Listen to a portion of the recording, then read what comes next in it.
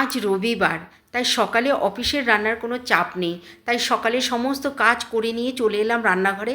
একটা গ্যাসে ভাত, একটা গ্যাসে ডাল বসিয়ে দিলাম। তোমাদের দাদাভাই বাজারে গেছে, বাজার থেকে মাছ নিয়ে এসছে। তো মাছগুলো রান্না বসিয়ে কাটতে শুরু করে দিলাম। লোটে মাছ এনেছে আর বাটা মাছ। বাটা মাছটা কাটিয়ে নিয়ে এসছে, কারণ দাঁড়িয়ে দাঁড়িয়ে কাটতে হয় তো, তাই বাটা মাছটা কাটা যাবে না, তাই লোটে মাছটা। আর এত ভিড়, সেই কারণে লোটে মাছটা আর কাটিয়ে নিয়ে এসছে। আমি ফোন করে বললাম যে নিয়ে আসো, আমি বাড়িতে কেটে নেব, রোদ্দুরে দাঁড়িয়ে থাকতে হবে না। যেহেতু দাদার একটু শরীরটা খারাপ হয়েছে, একটু জ্বর জ্বর মতো সর্দি হয়েছে, সেই কারণে আমি বললাম দাঁড়িয়ে থাকতে হবে না, আমি বাড়িতেই কেটে নেব।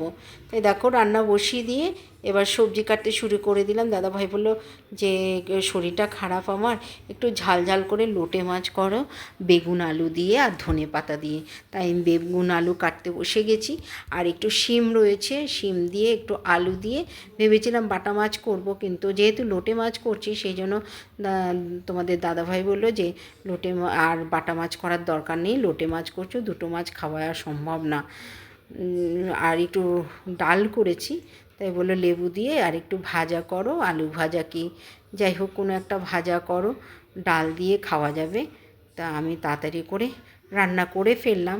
কী কী রান্না করেছি দেখো, ভাত করেছি, আর করেছি পাতলা মসুর ডাল, আর শিম আলু দিয়ে ধনেপাতা দিয়ে একটু তরকারি করেছি, আর বেশ মাখা মাখা করে লোটে মাছ করেছি। দারুণ কিন্তু খেতে হয়েছে। তোমাদের দাদাভাই লোটে মাছটা একটু ঝাল করে করতেই বলে, ভালোবাসে খুব। এবার তোমাদের দাদাভাই খুব খিদে পেয়ে গেছে, তোমাদের দাদাভাইকে আমি ভাত বেড়ে দিলাম। যেহেতু আমার দেরি হবে, তোরা স্নান টান করা হয়নি, সেই কারণে তোমাদের দাদাভাইকে খেতে দিয়ে দিলাম। দিয়ে তারপরে আমি স্নান টান করে পুজো দিয়ে আমিও খেতে বসে পড়লাম। রিতার খুঁটিনাটিতে সকলকে অনেক অনেক স্বাগত। আশা করি তোমরা ভালো আছো, সুস্থ আছো। আমিও তোমাদের ভালোবাসায় খুবই ভালো আছি। তো আজকে অন্যান্য কাজগুলো ভাবলাম স্নান টান করে খাওয়া দাওয়া করেই করব। তাই দেখো কিছু খাওয়া দাওয়ার পরে বাসন ছিল, সেগুলো সমস্ত ধুয়ে মেজে নিলাম, কারণ আজকে অনেকগুলো কাচাকুচি হয়েছে। সকালবেলায় সমস্ত কাজ করার সময় কাচাকুচি করে স্নান করেই আমি রান্নাঘরে এসেছিলাম, তো সেগুলো এনে আবার একটু গোছগাছ করতে হবে। তাই দেখো সব ছাদের থেকে নিয়ে এসে খাটের ওপর ফেলেছি। সেগুলো এখন সব ঘর দুয়ার ঝেড়ে পুছে আমি জামা কাপড়গুলো গুছিয়ে নেব। রোববার হলে কি হবে, অন্য দিনের তুলনায় বেশি কাজই থাকে রোববার। একটু বসার জো নেই, একটু দুপুরবেলা শোবো সেটাও পারি না।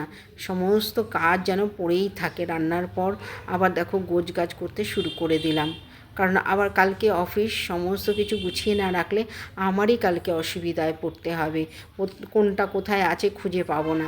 তাই সমস্ত আবার গোছগাছ শুরু করে দিলাম। ব্লগটা তোমাদের ভালো লাগলে লাইক কমেন্ট শেয়ার করো। আজকের মতো আসি, টাটা।